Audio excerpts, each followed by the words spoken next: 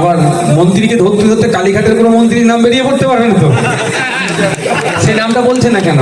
শুক্রবার মুর্শিদাবাদ জেলার খড়গ্রামে জনসভা থেকে অধীর রঞ্জন চৌধুরীকে ছোট মোদি বলে কটাক্ষ করলেন ভাঙড়ের বিধায়ক নওশাদ সিদ্দিকী। গতকাল আইএসএফ বিধায়ক নওশাদ সিদ্দিকী আসেন জঙ্গিপুর লোকসভার আইএসএফ প্রার্থীর শাহজাহান বিশ্বাসের সমর্থনে নির্বাচনী প্রচারে। এদিন তিনি প্রথমে হুটখোলা গাড়িতে রোড শো করেন খড়গ্রামের বিভিন্ন এলাকায়। পরে নগরীর বড় মসজিদে মগরমের নামাজ আদায়ের পর নগরীর মেলা পাহাড় মাঠে জনসভায় বক্তব্য রাখেন। এদিন তার পাশে ছিলেন জঙ্গিপুর লোকসভা কেন্দ্রের আইএসএফ প্রার্থী শাহজাহান বিশ্বাস সহ দলীয় নেতৃত্বরা। এদিন সভা মঞ্চ থেকে বক্তব্যের মাঝে বহরমপুরের বিদায়ী সাংসদ তথা বাম কংগ্রেসের প্রার্থী অধীর রঞ্জন চৌধুরীর সাম্প্রতিক সময়ে ভাইরাল হওয়া ভিডিও ক্লিপ, যেখানে অধীর বাবুকে বলতে শোনা যাচ্ছে বিজেপিকে ভোট দেওয়ার পরামর্শ দিতে, সেই ভিডিও প্রসঙ্গ তুলে ধরে কার্যত এক হাত নেন কংগ্রেস সাংসদকে। জনাব মর্তুজা সাহেবের হয়ে ভোট চাইতে এসে তিনি কি বলেছেন?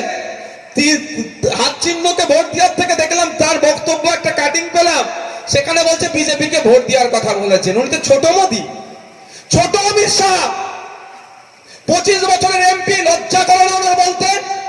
এখনো মুর্শিদাবাদবাসী একটা কেন এমস পেল না? উন্নত মানের স্বাস্থ্য কেন্দ্র কেন পেল না? এখনো মুর্শিদাবাদের মানুষকে, এখনো বহরমপুরের মানুষকে, এখনো জঙ্গিপুরের মানুষকে ট্রিটমেন্ট করতে গেলে কলকাতায় যেতে হয় কেন? ছোট অমিত শাহকে জবাব দিতে হবে, হবে না ভাই? জনকে জবাব দিতে হবে।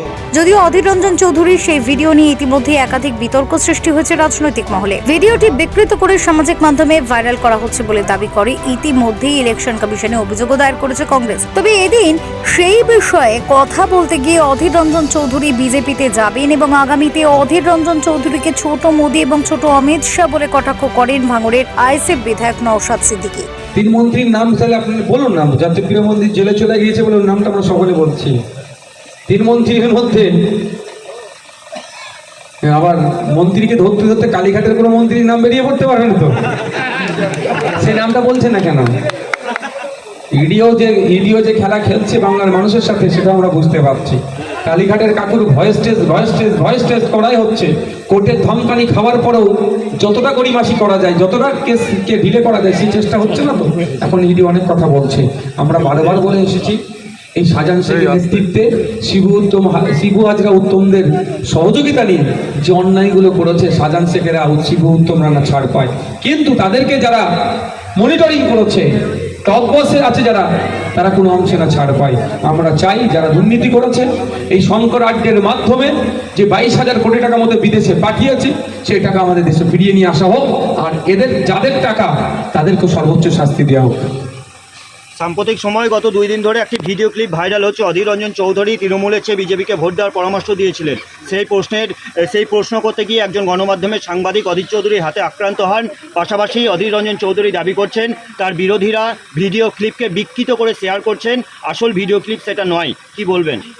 দেখুন, এত ঘন্টা অতিবাহিত হয়ে গেল।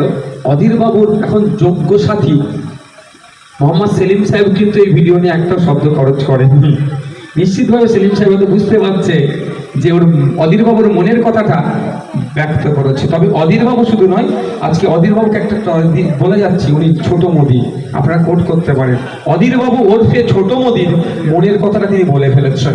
অধীর বাবু ওরফে ছোট অমিত শাহ, অধীর বাবু ওরফে ছোট জেপি নাড্ডা তার মনের কথা বলে দিয়েছেন।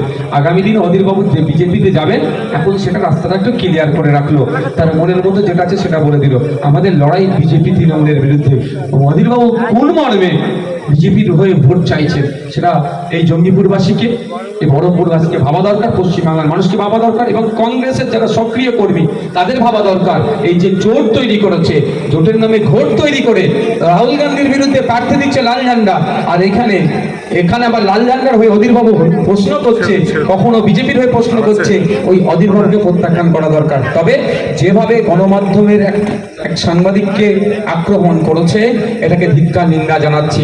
দুঃখ লাগে আমার, সারা দেশে যেভাবে সাংবাদিক স্বাধীনতায় হস্তক্ষেপ হচ্ছে, সাংবাদিকদের ওপরে যেভাবে দমনপীড়ন হচ্ছে, শুধু কেন্দ্রের বিজেপি সরকার নয়, রাজ্য সরকার থেকে শুরু করে লিডার অফ অপোজিশন যিনি পার্লামেন্টের, তিনার থেকে যে আচরণটা হচ্ছে কোনোভাবেই মেনে নেওয়া যায় না। এমনিতেই সাংবাদিক স্বাধীনতাতে 180টা দেশের মধ্যে আমরা 161টিতে পৌঁছে গিয়েছি। বৃহত্তর গণতন্ত্রে যদি সাংবাদিকরা এইভাবে বারবার আক্রান্ত হয়, সেটা সমীচীন নয়। যেভাবে আক্রমণ করেছে অধীর বাবুকে, তার আক্রমণের জন্য আমরা ইন্ডিয়ান লায়ন্স ক্লাব ফান্ডের পক্ষ থেকে ধিক্কার নিন্দা জানাচ্ছি।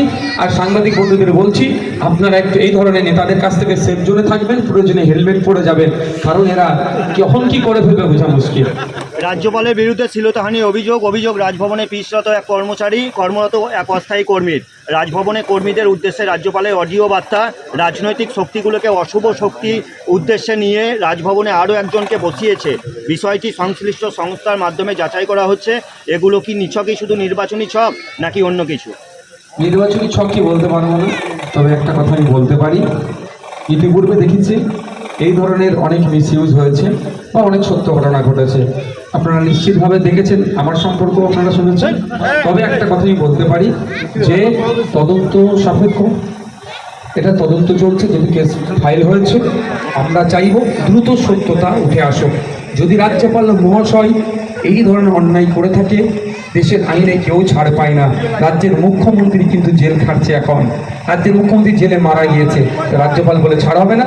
আর দ্বিতীয় বলবো, যদি রাজনৈতিক উদ্দেশ্য প্রণোদিতভাবে কোনো মানুষকে বিভিন্ন সময় বিভিন্ন যেভাবে দেখছি মানুষকে তাদের নামে ব্লেম দেওয়া হয়, ইভেন আমার নামে হচ্ছে, সেটা যদি হয় ধিক্কার নিন্দা জানাচ্ছি।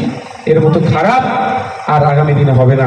কিন্তু যারা কেউ যদি রাজনৈতিক উদ্দেশ্য প্রণোদিতভাবে করে থাকে, কিন্তু এর জবাবটা তাকে সময় দিতে হবে। গত 2 দিন আগে খড়গ্রামেরই একটি এলাকা, সেখানে তৃণমূল কংগ্রেসের একজন অঞ্চল সভাপতি প্রকাশ্য মোবাইলে ক্যামেরাবন্দি হয়েছে ফায়ারিং করেছেন কংগ্রেসের পঞ্চায়েত সমিতির জয়ী সদস্যকে। প্রাণে মারার লক্ষ্যে যদিও গুলিভ্রষ্ট হয়েছে, ঘটনায় 5 জন আহত। এখনও ওই গ্রামে চরম আতঙ্ক বিরাজ করছে। পুলিশ প্রশাসন সঠিক কাজ করছে না বলে গ্রামবাসী দাবি করছে। পুলিশ প্রশাসনের আপনাদের মাধ্যমে পুলিশ প্রশাসনের কাছে উদ্দেশ্য বলবো, কোন দলের কে সমাজবিরোধী দেখার দরকার নয়। যারা অন্যায় করেছে তাদের বিরুদ্ধে ব্যবস্থা গ্রহণ করুন। দ্বিতীয় কথা হচ্ছে, আমরা বারবার বলে এসেছি যে প্রয়োজনে স্টেট ফোর্স, সেন্ট্রাল ফোর্স দিয়ে সারা রাজ্যের চিরুনি তল্লাশি হোক, যত অবৈধ অস্ত্রশস্ত্র বোমা আছে উদ্ধার করা হোক। এই অবৈধ অস্ত্রশস্ত্র দিয়েই তো মানুষ আজকে ক্ষতিগ্রস্ত হচ্ছে। যেভাবে আজকে তৃণমূলের উপরে আক্রমণ হচ্ছে, কালকে অন্য দলের উপরে হতে পারে, কালকে বিভিন্ন দলের উপরে হতে পারে, সাধারণ মানুষের আক্রমণ করতে পারে। আমরা এই অন্যায়কে কোনোভাবেই প্রশ্রয় দিই না। জেলা জুড়ে বোমা উদ্ধার হচ্ছে, নির্বাচন আসলেই দেখতে পাই। জনকে মমতা ব্যানার্জি বোমা শিল্পে পরিণত করে দিয়েছে। শিল্প আনতে পারেনি 11 বছর, 12 বছর, 13 বছরে বোমা শিল্পে তিনি করেছেন। আর গরিব মানুষদেরকে 500,000 টাকার হাতে ধরিয়ে অন্যায়গুলো করাচ্ছে। আমরা মমতা ব্যানার্জি বক্তি কাণ্ডের পরে কি বলেছিল, সারা রাজ্য থেকে বোমা উদ্ধার করতে হবে, বারুদ উদ্ধার করতে হবে। মমতা ব্যানার্জি ব্যর্থ মুখ্যমন্ত্রী, উদ্ধার করতে পারেনি বলে আজকে এই দিন দেখতে হচ্ছে। মমতা ব্যানার্জি উচিত হবে এই সমস্ত দায়ভার কাঁধে নিয়ে পদত্যাগ করা। Bureau report, TV7 Bangla.